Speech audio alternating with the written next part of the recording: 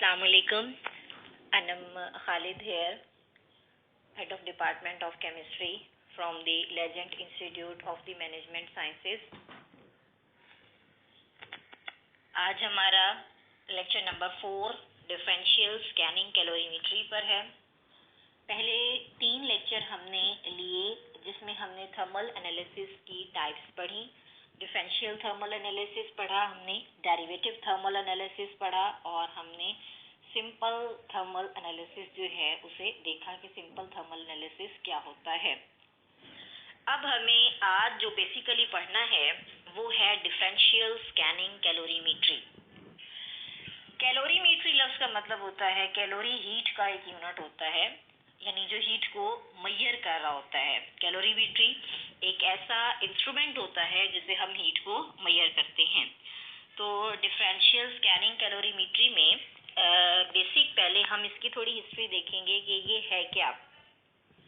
सबसे पहले इसकी हिस्ट्री में this technique was first developed by E.S. Watson and M.J. O'Neill इन 1962। यानी 1962 में इस टेक्निक को सबसे पहले 2 साइंटिस्ट ने क्या किया, डेवलप किया। यानी उन्होंने देखा कि ये भी टेक्निक एग्जिस्ट कर सकती है। This was introduced commercially at the Conference on Analytical and Applied Spectroscopy। Analytical और अप्लाइड स्पेक्ट्रोस्कोपी की एक कॉन्फ्रेंस हुई और उस कॉन्फ्रेंस में उसको क्या करवाया गया, कमर्शियली तौर पर उसको इंट्रोड्यूस करवाया गया डिफरेंशियल स्कैनिंग कैलोरीमेट्री को। उसके बाद थर्ड पर it was used in biochemistry, इसे बायोकेमिस्ट्री में भी यूज़ किया गया और डेवलप करवाया गया P.L. प्रीवॉल्स में 1964। यानी 1962 में इस टेक्निक को डेवलप किया गया। डेवलप करने के बाद एनालिटिकल और अप्लाइड स्पेक्ट्रोस्कोपी की जो एक कॉन्फ्रेंस थी उस कॉन्फ्रेंस में उसे मुतारिफ करवाया। फिर 2 साल के बाद 1964 में बायोकेमिस्ट्री में इसे फर्दर जो है वो डेवलप करवाया गया, इसको इंट्रोड्यूस करवाया गया। तो ये तो थी डिफरेंशियल स्कैनिंग कैलोरीमेट्री की एक जनरल हिस्ट्री कि इनकी हिस्ट्री जो है वो क्या हो। अब हिस्ट्री हमने देख ली कि हिस्ट्री जो है इसकी ये हो सकती है। उसके बाद हम इसकी डेफिनेशंस पढ़ेंगे कि हमने इस हिस्ट्री को डिफाइन कैसे करना है, इस डिफरेंशियल स्कैनिंग कैलोरीमेट्री को हमने उसकी कैसे उसको डिफाइन करना है। फर्स्ट पे DSC is one of the thermal techniques. DSC क्या है, एक थर्मल टेक्निक है जिसमें difference in the heat flow, जो हीट फ्लो का डिफरेंस है, यानी हीट फ्लो कैसे होता है, हीट फ्लो का डिफरेंस मेजर किया जाता है इनटू। अब डिफरेंस किस किस के दरमियान में है, सब्सटेंस और रेफरेंस मटेरियल। एक तो सब्सटेंस जो अंडर टेस्टिंग होता है और एक रेफरेंस जो हमें मालूम होता है कि इसमें इतनी इतनी क्वांटिटीज या इसमें इसकी इतनी इतनी कंसंट्रेशन जो हैं वो मौजूद हो सकती हैं। तो सब्सटेंस और रेफरेंस मटेरियल का जो हीट डिफरेंस है उसे मेजर किया जाता है किस फंक्शन के तौर पर, as a function of sample temperature के फंक्शन पे, और जहां दोनों सब्सटेंसेस को एक्सपोज करवाया जाता है टू कंट्रोल टेम्परेचर में, और आउटपुट मेजर की जाती है और उसे प्लॉट किया जाता है against temperature in the net thermogram. अब इसको एक सिंपल वे में पढ़ते हैं क्या। इसमें हम जो थर्मोग्राम बनाएंगे वो थर्मोग्राम होगा टेम्परेचर, और दूसरे नंबर पर इसमें हम मेजर कर रहे होंगे हीट, कि हीट जो है वो कितनी मेजर हुई है। तो इसकी आउटपुट क्या होती है, इसकी आउटपुट हीट होती है और हीट को फिर प्लॉट किया जाता है टेम्परेचर के अगेंस्ट। तो एक ऐसा ग्राम या एक ऐसा ग्राफ जिसमें हम हीट और टेम्परेचर के दरमियान ग्राफ को मालूम कर रहे होते हैं या उसे ड्रॉ कर रहे होते हैं, उसको सिंपली हम क्या कहते हैं, DSC। तो DSC को अगेन देखते हैं क्या है। DSC एक ऐसी टेक्निक है जिसमें हीट का डिफरेंस जो है वो मेजर किया जाता है। DSC is one of the thermal techniques where in the difference in heat flow, जहाँ heat flow में हीट फ्लो का डिफरेंस मेजर आउट किया जाता है सब्सटेंस में और रेफरेंस मटेरियल में। सब्सटेंस में और रेफरेंस मटेरियल में मेजर किया जाता है as a function of sample temperature. Sample का टेम्परेचर क्या है जब सब्सटेंसेस को एक्सपोज किया जाता है कंट्रोल्ड टेम्परेचर में, और आउटपुट को कैसे मेजर किया जाता है, आउटपुट को वर्सेस यानी टेम्परेचर के वर्सेस जो है एक ग्राफ में मेजर किया जाता है। नेक्स्ट पे है इसका बेसिक प्रिंसिपल क्या है, ये किस असूल के तहत जो है वो काम करेगा। अब जो भी हीट का डिफरेंस आएगा, मैंने आपको पहले भी बताया, जो हीट का डिफरेंस आ रहा होगा उसे हमने मेजर करना है। अब वो हीट का डिफरेंस किस किस का होगा, एक टेस्ट सैंपल जो आपका एनालाइट है, और दूसरा रेफरेंस मटेरियल जिसके बारे में आपको सारा कुछ मालूम है, आपको पता है कि उसके अंदर कौन कौन सी क्वांटिटी या कौन कौन से कंपोनेंट्स हो सकते हैं। The difference in the amount of heat, जिसमें अमाउंट ऑफ हीट का रिक्वायर होती है to increase the temperature, temperature को इंक्रीज करने के लिए। अब टेम्परेचर इंक्रीज किसका हो रहा है, सैंपल और रेफरेंसेस का, is measured as a function of temperature. इसमें टेम्परेचर के फंक्शन पर ही जो है वो सैंपल और रेफरेंस को मेजर किया जा रहा होता है। Both the sample and reference, इसमें क्या होता है कि सैंपल और जो रेफरेंस होते हैं उन्हें मेंटेन किया जाता है at nearly the same temperature, यानी बिल्कुल सेम टेम्परेचर पर ही हम उसको मेंटेन करते हैं थ्रू आउट द एक्सपेरिमेंट, सारे एक्सपेरिमेंट में। यानी कंप्लीट एक्सपेरिमेंटेशन के दरमियान इसमें क्या किया जाता है कि इसमें हीट का जो डिफरेंस है उसे मेजर्ड आउट किया जाता है, और हीट के डिफरेंस को जो सैंपल और रेफरेंस का होता है उसे मेंटेन किया जाता है, यानी थ्रू आउट द एक्सपेरिमेंट आपने उसमें टेम्परेचर सेम रखना होगा। नेक्स्ट में instrumentation, that is very important in the case of differential scanning calorimetry. अब ये जो बल्कि इससे पहले इंस्ट्रूमेंटेशन से पहले अगर इसका एक जनरल देखा जाए तो आउटपुट इसमें मेजर कैसे की जाती है, एक थर्मोग्राम में, ठीक है। अब ये जो DDA होता है और DSC हैं, ये काफ़ी हद तक क्या होते हैं, सिमिलर होते हैं। लेकिन DTA मेजर क्या करता है, टेम्परेचर डिफरेंस, जबकि DSC मेजर क्या कर रहा है, हीट का डिफरेंस यानी एनर्जी का डिफरेंस। तो एक तो ये हो गया डिफरेंस। उसके बाद सबसे पहले होगा क्या, इसमें सैंपल को पहले मेल्ट किया जाता है। सैंपल को जब मेल्ट किया जाता है तो वो एक स्पेसिफाइड टेम्परेचर में किया जाता है। Range show a certain variation in the temperature time graph, both sample and inert references are heated at same rate, उन्हें हीट किया जाता है सेम रेट पर, और फिर स्मॉल डिफरेंसेस को हम मेजर करते हैं। अगर सैंपल हीट को एब्जॉर्ब करता है तो हम कहते हैं कि रिएक्शन एंडोथर्मिक है। अगर सैंपल हीट को इवॉल्व करता है तो हम क्या कहेंगे कि रिएक्शन एक्सोथर्मिक है। अब इसकी इंस्ट्रूमेंटेशन से मुराद क्या है कि इसमें हमें क्या क्या चीज़ें चाहिए होंगी। सबसे पहले हमें इसमें चाहिए सैंपल होल्डर। जाहिर सी बात है, सैंपल को होल्ड करने के लिए, सैंपल को कंटेन करने के लिए कोई सैंपल का कंटेनर या सैंपल होल्डर होगा। Sample and reference are connected by low resistance heat flow paths AL और PT pans placed in the constant disk। यानी इसमें क्या होता है कि constant disks होती हैं और उसके ऊपर जो है वो हमने लो रेजिस्टेंस हीट के जो है वो होल्डर लगाए हुए होते हैं। दूसरे नंबर पर जो चीज़ इम्पॉर्टेंट है वो है सेंसर। सेंसर में क्या होगा, सेंसर में जाहिर सी बात है, जैसे पहले भी हम पढ़ चुके हैं कि सेंसर में तमाम इसमें क्या यूज़ होते हैं, थर्मोकपल यूज होते हैं। सेंसर में क्या यूज होगा, इसके थर्मोकपल। अब सेंसर में तो आ गए थर्मोकपल। थर्मोकपल बहुत तरह के हो सकते हैं, जैसे क्रोमल एल्यूमल थर्मोकपल हैं, ठीक है, हाई सेंसिटिविटी ग्रेटर। अब ये सोचना है हमने कि जो सेंसर हम इस्तेमाल कर रहे हैं उसकी स्टेबिलिटी कितनी है, वो आया वो स्टेबल भी है या वो स्टेबल नहीं है। अगर उसे स्टेबल होना चाहिए थर्मली, ये ना हो कहीं के सैंपल की बजाय वो खुद ही मेल्ट होना स्टार्ट हो गया है, तो इसमें हाई सेंसिटिविटी और हाई स्टेबिलिटी जो है वो रिक्वायर होती है। थर्ड नंबर पे हमारे पास आता है फर्नेस। फर्नेस क्या है, एक सिंपल ब्लॉक है जिसमें सैंपल और रेफरेंस को इकट्ठे रखना है। तो यहाँ फर्नेस में क्या करना है, फर्नेस के अंदर जो हमारा सैंपल होगा वो भी और जो हमारा रेफरेंस होगा वो भी, यानी सैंपल और रेफरेंस को हमने इकट्ठे एक ही फर्नेस के अंदर रखना होता है। लास्ट पर हमारे पास है टेम्परेचर कंट्रोलर। अब वहाँ टेम्परेचर कंट्रोलर भी लगे होंगे। टेम्परेचर कंट्रोलर क्या करेंगे, ये पावर, यहाँ पर हम उसे पावर सप्लाई करेंगे ताकि जो सैंपल है और रेफरेंस है उसका टेम्परेचर जो है वो मेजर आउट किया जा सके। तो ये हमारी जो है वो बेसिकली इंस्ट्रूमेंटेशन है। इसकी इंस्ट्रूमेंटेशन की अगर हम स्कीमेटिक डायग्राम देखते हैं तो स्कीमेटिक डायग्राम इसकी हमारे सामने है। इसको ज़रा देखते हैं क्या है ये वाला एरिया सबसे पहले देखें। इसमें क्या है, इसके इर्द गिर्द हीटर्स लगे हुए हैं। ये हीटर्स क्या कर रहे हैं, आपका जो सैंपल है उसको मेल्ट कर रहे हैं। अब हीटर के अंदर आपने दो चीज़ें इकट्ठी रखनी है, यानी ये फर्नेस टाइप है ना, फर्नेस के अंदर आपने रेफरेंस भी रखा हुआ है और फर्नेस के अंदर आपने सैंपल भी रखा हुआ है।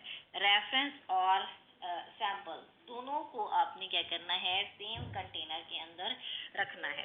यानी ये फर्ज करें अगर सैंपल को रखा हुआ है तो ये आपने किसको रख दिया है, रेफरेंस को। इसके बाहर हीट सिंक लगे हुए हैं। हीट सिंक इसलिए लगाए जाते हैं ताकि जितनी भी हीट है उसे अपने अंदर एब्जॉर्ब करवाया जा सके। साथ में यहाँ हीट रजिस्टर भी लगे हुए हैं जो हीट को कंट्रोल भी कर सकें कि हीट जो है वो स्पेसिफाइड एरिया के अंदर ही रहे। यहाँ पर दोनों साइड्स पर थर्मोकपल लगे हुए हैं। Thermocouple is a type of sensor. ये हमने पहले ही देखा था कि ये सेंसर होते हैं जो कि सेंस करते हैं। अब ये सेंसर जो हैं, अब इन्हें दो चीज़ें कंट्रोल करेंगे। हीट ड्राइवर भी इसमें आ रहा है। हीट ड्राइवर का मतलब ये हीट को कॉन्स्टेंटली क्या कर रहा है, हीट को ड्राइव कर रहा है, चला रहा है हीट को। थर्मोकपल भी मुंसलिक है आगे टेम्परेचर। ये सारी चीज़ें किसमें जा रही हैं, टेम्परेचर कंट्रोलर में। टेम्परेचर कंट्रोलर का मतलब ये है कि इसमें जितना भी फर्नेस का टेम्परेचर आया है उसे मुकम्मल तौर पर क्या करना होगा, उसे कंट्रोल करना होगा। तो थर्मोकपल से आगे आ जाएं तो एम्पलीफायर है। यहाँ पर एम्पलीफायर का क्या काम है, एम्पलीफायर ने क्या करने हैं कि उसमें उनके जो सिग्नल्स आ रहे हैं, लेट्स सपोज उसका सिग्नल आता है इस तरह से यूं, तो फिर इसको एम्पलीफाई का मतलब ये है कि उसको इसने क्लियर करके जो है वो बड़ा करके दिखाना होगा। तो ये सिंपली इसका क्या होगा, एम्पलीफायर। एम्पलीफायर जो है वो दो काम कर रहा होगा। उसके आगे फर्दर वो टेम्परेचर को रिकॉर्ड भी कर रहा होगा। टेम्परेचर को रिकॉर्ड करने का मकसद ये है कि टेम्परेचर कितना चल रहा है। उसके बाद टेम्परेचर का डिफरेंस जो हीट फ्लक्स है उसको फाइनली उसने क्या कर रहे होना, रिकॉर्ड कर रहे होना है। तो ये एक स्कीमेटिक डायग्राम थी डीएससी की। डीएससी क्या होता है, differential scanning calorimetry. Schematic diagram में हमने इसके बेसिक पार्ट जो पढ़े हैं वो अभी तक यही है कि सेंसर है इसके अंदर सैंपल होल्डर है, इसके अंदर रेफरेंस और जो सैंपल है उसे इकट्ठे एक ही फर्नेस में गर्म करना है, फिर वो एम्पलीफायर में जाएंगे और उसके बाद टेम्परेचर रिकॉर्ड होगा और टेम्परेचर डिफरेंस जो है वो मेजर आउट किया जाएगा। नेक्स्ट में हमारे पास इसकी आती हैं एप्लीकेशंस। एप्लीकेशंस का क्या मतलब है कि हम डीएससी से क्या क्या फ़ायदा जो है वो ले सकते हैं। नंबर 1 पे ये मेजर करता है स्पेसिफिक हीट। अब ये स्पेसिफिक हीट क्या होती है, स्पेसिफिक हीट वो अमाउंट ऑफ हीट होती है जो रिक्वायर होती है to change the temperature of 1 kelvin, जो कि 1 केल्विन या 1 डिग्री सेंटीग्रेड तक हमारे जो कंपाउंड है, अंडर एग्जामिन कंपाउंड है, उसके टेम्परेचर को क्या कर सके, चेंज कर सके। तो उसे हम क्या कहेंगे, this is known as specific heat. Second पे मेजर द फ्यूजन। हम फ्यूजन इससे हीट ऑफ फ्यूजन मेजर कर सकते हैं। हीट ऑफ फ्यूजन में क्या होता है, हीट ऑफ फ्यूजन को सिंपली हम डेल्टा एच एफ से रिप्रेजेंट करते हैं। यानी जितनी भी हीट है जिससे कोई भी सॉलिड मेल्ट हो जाता है तो उसको क्या कहते हैं कि वो हीट ऑफ फ्यूजन है। तो जो अमाउंट ऑफ हीट को एब्जॉर्ब कर रहा होता है उसे हम क्या कहते हैं, मोलर हीट ऑफ फ्यूजन। तो मोलर हीट ऑफ फ्यूजन भी इससे हम निकाल सकते हैं और इससे उसी वक्त एंथैल्पी चेंजेस भी करवा सकते हैं। एंथैल्पी चेंजेस क्या होते हैं कि आया रिएक्शन जो है वो हीट को एब्जॉर्ब कर रहा है या हीट को इवॉल्व कर रहा है। अगर वो एब्जॉर्ब कर रहा है तो एंडोथर्मिक होगा, अगर वो इवॉल्व कर रहा है तो वो एक्सोथर्मिक होगा। थर्ड पे can measure the activation energy. इससे हम एक्टिवेशन एनर्जी भी मेजर कर सकते हैं। एक्टिवेशन एनर्जी वो एनर्जी होती है जो किसी भी रिएक्टेंट को प्रोडक्ट में कन्वर्ट करने के लिए चाहिए होती है। जैसे कि मैंने आपके सामने एक ग्राफ बनाया है, ये देखें, ये एक्टिवेशन एनर्जी है। कोई भी रिएक्शन स्टार्ट करने के लिए जो एनर्जी रिक्वायर होती है उसे हम सिंपली क्या कहते हैं, एक्टिवेशन एनर्जी। एक्टिवेशन एनर्जी की वैल्यू हमेशा पॉजिटिव होती है और ये हमेशा, अब एक्चुअली जब हम टेम्परेचर उसे प्रोवाइड कर रहे होते हैं तो उसका मकसद ये होता है कि टेम्परेचर जो है वो एक्टिवेशन एनर्जी को कम कर देता है। तो इस वजह से उसका ग्राफ जो है वो नीचे आ जाता है। फोर्थ पे can estimate the rate constant. हम इससे रेट कांस्टेंट निकाल सकते हैं। रेट कांस्टेंट क्या होता है कि कितनी कंसंट्रेशन जो है वो चेंज हुई है with respect to time. change in the concentration of the reactant or product with respect to time is known as rate constant. तो हम इससे rate constant भी measure कर सकते हैं. फिफ्थ पे कैन मेजर ग्लास ट्रांजिशन, हम इससे ग्लास ट्रांजिशन टेम्परेचर भी निकाल सकते हैं. उसके बाद प्रोटीन की फोल्डिंग और स्टेबिलिटी. प्रोटीन फोल्डिंग का मतलब ये होती है कि प्रोटीन जैसे फोल्ड होती हैं. आपने पढ़ा होगा कि 10,000 किस्म की प्रोटीन, जो 10,000 किस्म के अमीनो एसिड हैं वो मिलकर प्रोटीन बनाते हैं. फिर प्रोटीन फोल्ड होकर टर्शियरी अमीनो एसिड वगैरह फिर वो क्या करते हैं, वो हीमोग्लोबिन बनाते हैं. तो हम इससे प्रोटीन की फोल्डिंग और उसकी स्टेबिलिटी को भी मेजर कर सकते हैं. और एप्लीकेशन नेक्स्ट में क्या है कि हम इससे रिएक्शन काइनेटिक्स निकाल सकते हैं. रिएक्शन काइनेटिक्स का मतलब ये होता है कि हम ये बता सकते हैं कि कोई जो रेट है किसी भी रिएक्शन के चलने का जो रेट है वो कितना हो सकता है, वो या वो ज़्यादा है या वो कम है. अगर तो बहुत ज़्यादा फास्टर मूव करता है तो फिर उसका रेट हाई होगा. जैसा कि आपको मैंने रिएक्शन पढ़ाए हुए हैं, कुछ रिएक्शन ऐसे होते हैं जिनका रेट हाई होता है, कुछ ऐसे होते हैं जिनका रेट लो होता है, कुछ इंटरमीडिएट होते हैं. सेकंड पे इसकी फंक्शनल एप्लीकेशंस बहुत ज़्यादा हैं. फंक्शनल एप्लीकेशंस का क्या मतलब है कि आप इससे फंक्शनैलिटी निकाल सकते हैं. फंक्शनैलिटी क्या होती है कि कोई भी फंक्शनल ग्रुप जो है वो कौन सा उसके अंदर मौजूद है. लाइक बाइंडिंग साइड, उसमें कितनी जो है वो बाइंडिंग साइड्स वगैरह प्रेजेंट है. थर्ड पे पॉलीमर की कंपोजिशन. पॉलीमर आप कोई भी ले लें, पॉलीविनाइल क्लोराइड है या कोई भी पॉलीमर है जो छोटे छोटे मोनोमर से मिलकर बना है, तो हम उसकी कंपोजिशन बता सकते हैं कि उसमें कौन कौन सा मोनोमर मौजूद हो सकता है. फोर्थ पे कैरेक्टराइजेशन ऑफ द मेम्ब्रेन. हम इससे मेम्ब्रेन को कैरेक्टराइज कर सकते हैं. मेम्ब्रेन की कैरेक्टराइजेशन का क्या मतलब है कि मेम्ब्रेन की जो खासियत है उसको पहचान सकते हैं, कैरेक्टराइज कर सकते हैं. मेम्ब्रेन के बारे में ये बता सकते हैं कि उसके कौन कौन से एरियाज जो हैं वो हाइड्रोफोबिक हैं और कौन कौन से एरियाज जो हैं वो हाइड्रोफिलिक हैं. फिर उसके बाद ड्रग एनालिसिस कर सकते हैं. ड्रग एनालिसिस क्या है, फार्मास्यूटिकल इंडस्ट्री में जब जाते हैं तो एक ड्रग को मुकम्मल तौर पर पहले देखा जाता है कि वो ड्रग सही भी बनी हुई है या नहीं बनी हुई, तो ये ड्रग एनालिसिस है. थर्मल डिग्रेडेशन, जैसे कि मैंने आपको हर लेक्चर में बार बार बताया, थर्मल एनालिसिस कोई भी हो वो ये बात आपको ज़रूर बताता है कि वो डिग्रेड कैसे होगा, यानी हीट देने से वो कैसे डिग्रेड हो सकता है, वो कैसे ब्रेक डाउन हो सकता है. इवन दैट हम उससे इम्प्योरिटीज़ को भी डिटर्मिन कर सकते हैं, हम उससे इम्प्योरिटीज़ को भी निकाल सकते हैं कि इम्प्योरिटी जो है वो ये इसमें हो सकती है. उसके बाद फर्दर हम कैरेक्टराइजेशन कर सकते हैं लिपिड की और न्यूक्लिक एसिड की, कि लिपिड में कौन कौन से कंपोनेंट्स हैं और न्यूक्लिक एसिड के अंदर कौन कौन से कंपोनेंट्स मौजूद हैं.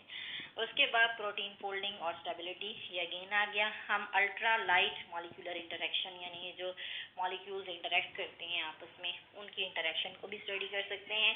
फोर्थ पे हम असेस कर सकते हैं कि बायो कंपैरेबिलिटी क्या है, यानी बायो मॉलिक्यूलरिटी जो है, बायो मॉलिक्यूल्स बहुत सारे हैं, कार्बोहाइड्रेट हैं, लिपिड्स हैं, प्रोटीन्स हैं, न्यूक्लिक एसिड हैं, तो उनकी कंपैरेबिलिटी क्या है उसको असेस कर सकते हैं, उसको थोड़ा बहुत पहचान सकते हैं कि वो कैसे रिएक्ट करेगा.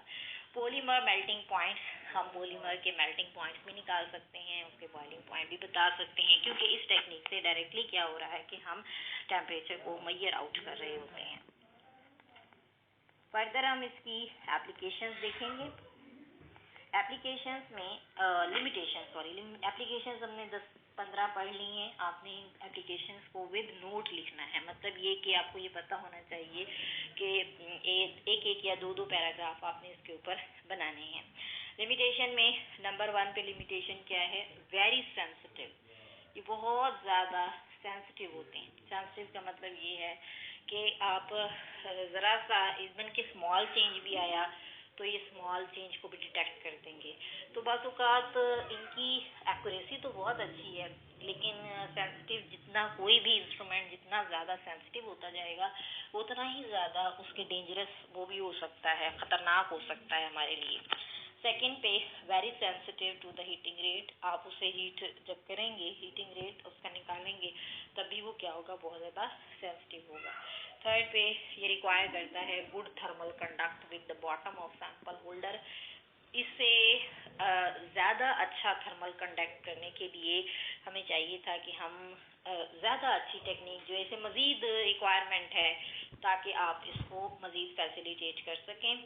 तो इसकी लिमिटेशंस जो हैं वो तो 3 मैंने आपसे डिस्कस की हैं, लेकिन इसके फ़ायदे भी बहुत हैं. सबसे बड़ा फ़ायदा ये है, इससे हम हाईली सेंसिटिव होता है। हाईली सेंसिटिव से मुराद ये ज़रा सा भी टेम्परेचर का जो चेंज होगा ये फौरी तौर पर उसे क्या कर देता है, डिटेक्ट कर देता है। तो ये चीज़ हमारे लिए बहुत अच्छी होती है कि कोई भी ज़रा सा चेंज जो आ रहा है उसको इसने फ़ौरन क्या कर देना है, डिटेक्ट कर देना है। तो ये सेंसिटिव होने की वजह से ज़्यादा एक्यूरेट कंसिडर किया जाता है कि ये क्या होता है, ये बहुत ज़्यादा एक्यूरेट होता है। थैंक्स स्टूडेंट्स, आप सबने आज का लेक्चर लिया। आज मैंने डिफरेंशियल स्कैनिंग कैलोरीमेट्री पढ़ी। फर्दर हम जो है वो इसके बाद जो है वो थर्मोकपल्स की टाइप्स वगैरह देखेंगे। फ़िलहाल आप इसे रिवाइज़ करें अच्छे तरीके से। नेक्स्ट हम इसे डिस्कशन क्लास में जो है वो डिस्कस भी करेंगे। Thank you so much students. Okay बेटा, अल्लाह हाफ़िज़।